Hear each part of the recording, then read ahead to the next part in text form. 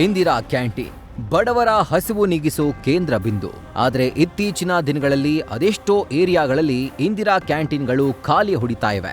ಜನರು ಕೂಡ ಕೆಲವೊಂದು ಕಡೆ ಬರೋದು ಕಮ್ಮಿ ಆಗಿರೋದ್ರಿಂದ ಇಂದಿರಾ ಕ್ಯಾಂಟೀನ್ಗಳು ಕ್ಲೋಸ್ ಆಗಿವೆ. ಹೀಗಾಗಿ ಕ್ಯಾಂಟೀನ್ಗಳ ಉತ್ತೇಜನಕ್ಕೆ ಸರ್ಕಾರ ಹೊಸ ಯೋಜನೆಯೊಂದನ್ನ ಜಾರಿಗೆ ತರಲು ಮುಂದಾಗಿದೆ. ನಂದಿನಿ ಪಾರ್ಲರ್ ಆಗಿ ಬದಲಾಗುತ್ತಾ ಇಂದಿರಾ ಕ್ಯಾಂಟೀನ್. ನಂದಿನಿ ಪಾರ್ಲರ್ ಓಪನ್ಗೆ ಸರ್ಕಾರಕ್ಕೆ ಜಿಬಿಎ ಪ್ರಸ್ತಾವನೆ. ಬಹುತೇಕ ಕಡೆ ಇಂದಿರಾ ಕ್ಯಾಂಟೀನ್ಗಳ ನಿರ್ವಹಣೆ ಕೊರತೆ ಇದೆ. ಇದರ ನಡುವೆ ಮೆನು ಬದಲಿಸುತ್ತೇವೆ ಎಂದಿದ್ದ ಸರ್ಕಾರ ಅದನ್ನ ಬದಲಾವಣೆ ಮಾಡಿಲ್ಲ. ಇದರ ಜೊತೆಗೆ ಪಾಲಿಕೆಗೂ ಇಂದಿರಾ ಕ್ಯಾಂಟೀನ್ನಿಂದ ನಿರೀಕ್ಷಿತ ಆದಾಯ ಬರ್ತಿಲ್ಲ. ಹೀಗಾಗಿ ಇಂದಿರಾ ಕ್ಯಾಂಟೀನ್ ಆವರಣದಲ್ಲಿ ನಂದಿನಿ ಪಾರ್ಲರ್ ಆರಂಭಿಸಲು ಜಿಬಿಎ ಮುಂದಾಗಿದೆ.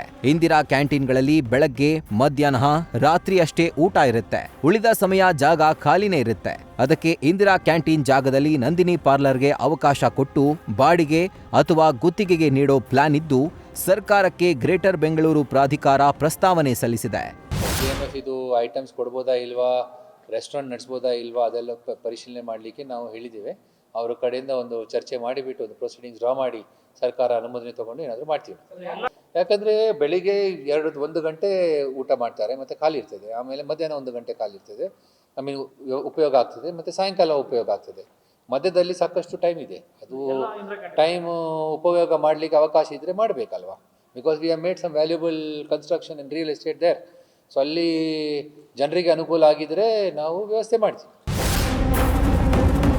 ನಂದಿನಿ ಉತ್ಪನ್ನಗಳಿಗೆ ದೇಶದಾದ್ಯಂತ ಇನ್ನಿಲ್ಲದ ಬೇಡಿಕೆ ಇದೆ. ಇಂದಿರಾ ಕ್ಯಾಂಟೀನ್ಗಳಲ್ಲಿ ನಂದಿನಿ ಪಾರ್ಲರ್ ಆಗೋದ್ರಿಂದ ದೇಸಿ ಉತ್ಪನ್ನ ಮತ್ತಷ್ಟು ಬೆಳೆಯುತ್ತೆ. ಆದರೆ ನಂದಿನಿ ಪಾರ್ಲರ್ ಬೆಳೆಸೋದ್ರ ಜೊತೆಗೆ ಬಡವರಿಗೆ ಹಸಿವು ನೀಗಿಸೋ ಇಂದಿರಾ ಕ್ಯಾಂಟೀನ್ಗಳನ್ನ ನಿರ್ಲಕ್ಷ್ಯ ಮಾಡಬಾರ್ದಷ್ಟೇ. Bharath Krishnappa, news first, Bengaluru.